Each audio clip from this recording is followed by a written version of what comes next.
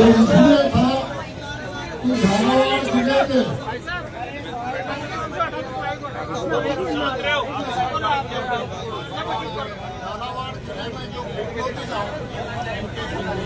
जो मासूम बच्चों की स्कूल हादसे में मौत हुई और वो बच्चे भी उन आदिवासी भील समाज के 5 बच्चे थे जिनके रहने के घर नहीं है,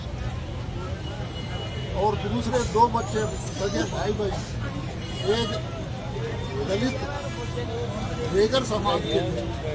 दोनों भाई बहनों की जो मौत हुई स्कूल हादसे में, उसका सीधा सीधा मौत क्या जिन्होंने जिम्मेदारों ने वो स्कूल को मतलब वो किया उनको मारना और इसको लेकर के नरेश की जो जनक्रांति यात्रा चल रही थी उसको छोड़ करके उनका न्याय दिलाने के लिए वो वहाँ गया। वहाँ धरना पहले से लोग करके बैठे थे। उनके परिवार वालों को उनको सहायता राशि दिलाने की ये मांग करके वो भी धरने में बैठा, उनमें शामिल हुआ। तो एक षड्यंत्र पूर्व झूठे मतलब मुकदमा लगा करके उसको निर्दोष को, जिसको वहाँ प्रत्यक्षदर्शी कोई भी नहीं बता सकता, और झूठे जेल में डाला। एक तो उसको लेकर के आज का ये संकेतिक करना है, को मतलब सरकार को समझाने की बात है कि आगे जो लोगों का ये जो दोष है, इस तरह से कानून देश में संविधान में बनाया गया कानून सबके लिए समान है, लेकिन कानून के 2 बड़ों के लिए कानून अलग होता है, छोड़ों के लिए कानून छोटा हो जाता है। तो इसको लेकर एक दूसरा समझौतों को लेकर जो पहले सरकार ने हमें बुलाया था, परिवारजनों को बुला करके हमसे जो समझौता किया था, उसमें समझौते में कुछ बातें होकर के वो समझौता अधूरा। माननीय मुख्यमंत्री जी ने हमें भरोसा दिलाया था, और मुख्यमंत्री जी राजनीति में धर्म नीति के हिसाब से भी हमसे बात हुई थी, तो हमने उन पर विश्वास किया था, लेकिन वो विश्वास से अभी पूरा मतलब वो अमल नहीं हुआ। ना तो समझौता वालों को जो मुआवजा है वो भी अधूरा रह गया, और जो नरेश के झूठे केस, एक केस तो 12 जिले के कवाई थाने में हुआ, जिसमें बिल्कुल झूठी एमएलसी बनाई।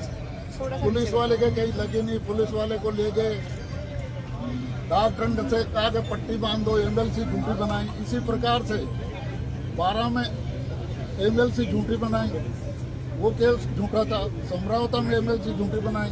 अब ये सरासर आप सबके सामने है, जहाँ झालावाड़ में एमएलसी बना करके उसको मतलब पुलिस वाले को लगना बता करके कैसे मतलब डॉक्टर ने एमएलसी बना के पट्टी बांध के, जो सरासर झूठ है, जिसके लिए कोई भी नहीं कहेगा, और उसको जो जेल में डाल रखा है। तो उसके लिए आज ये मतलब किया है। आगे एक दूसरा केस नंबर 166 मुकदमा, हमारी सरकार से जब बात हुई थी तब वो आंदोलन वापस लिया था, तो ये सारी बातें नरेश के ऊपर जो कांग्रेस राज में 12 में जो केस लगे हैं वो वापस होंगे, और जो 166 167 का मुकदमा नंबर जो कोर्ट के उसमें लगा है वो केस वापस। लेकिन वापस लेने के बजाय उसकी जमानत हुई है, तो वापस षड्यंत्र के तहत उसको मतलब वापस फंसाने के लिए उसकी जमानत को मतलब खारिज कराने की कोई ऐसी योजना मतलब वो बना रहे हैं ये जो राजनेता है, ये जो सरकार है। तो उसके लिए हम सावधान करना चाहते हैं और सचेत करना चाहते हैं कि जैसा हमारे भाई साहब प्रधान ने बताया कि आने वाली विधानसभा के दौरान वो घेराव होगा और जबरदस्त होगा, और अब की बार कोई समझौता नहीं होगा। अगर इस तरह का षड्यंत्र किया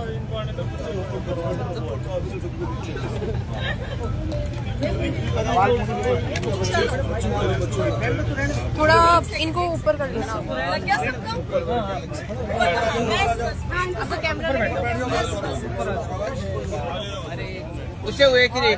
अरे यहाँ पर मेरे पापा की रियायती नहीं है। हम उन निर्दोष बच्चों के परिजनों की न्याय की मांग करते हैं। भैया यार बाकी थोड़ा दो यार, मीडिया वालों को थोड़ा दो आप, या तो आप ही कर लो। मेरे निर्दोष पापा को जेल में ये फंसाए रखते हैं, तो हम आने वाले दिनों में वहाँ विधानसभा घेराव करेंगे और इतनी भीड़ करेंगे कि राजस्थान में कभी चलेगा नहीं, इतनी भीड़ करेंगे। Very good, very good. आपने बहुत पसीने बहाए हैं। अरे शिट शिट शिट एक मिनट रुको, आराम से रुको। एक सेकंड सर, आपके पैर थोड़ा सा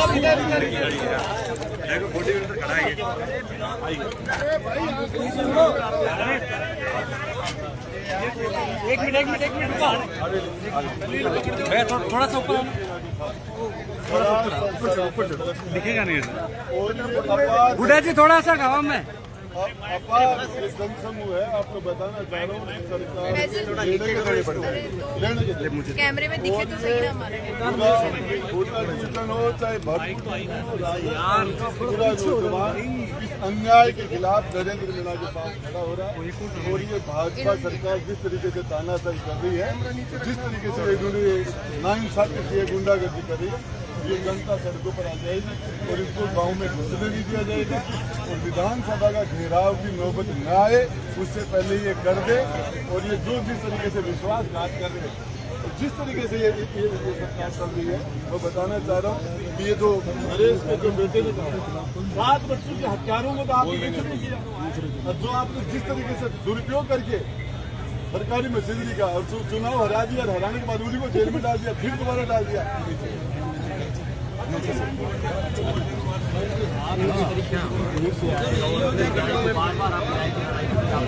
देखिए, पूरी भारतीय जनता पार्टी की सरकार लगातार एजेंसियों का दुरुपयोग कर रही है और जो भी इसके खिलाफ सही बात के लिए आवाज उठाता है उसके खिलाफ मुकदमे दर्ज किए जाते हैं।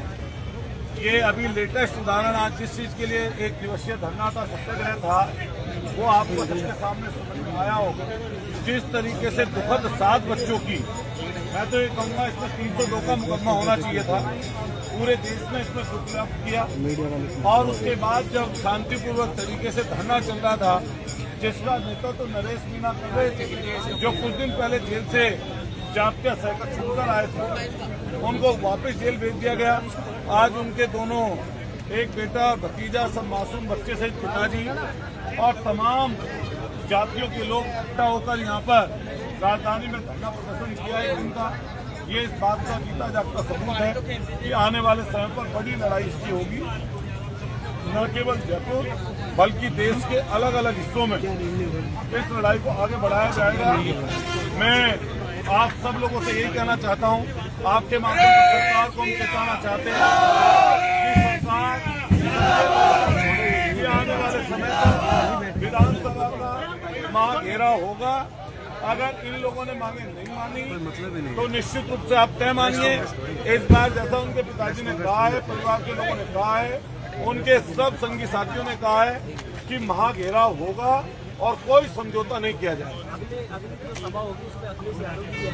देखिए, हम लोग इनके परिवार के, इनके साथी जो भी बात चर्चा करेंगे, हम लोग राष्ट्रपति को भी बताएंगे और हम जो सभा होगी उसमें इनके परिवार के, इनके जानकार लोगों के कहे अनुसार अगर ये लोग सुनेंगे, सब बात करेंगे, साथी लोग कहेंगे, तो हम माननीय अखिलेश यादव जी से बात करके उनको बुलाने का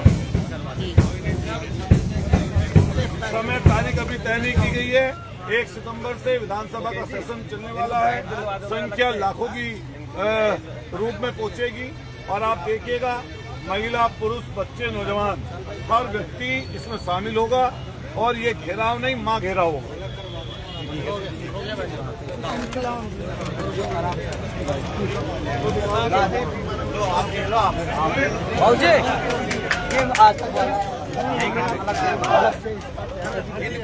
इनकी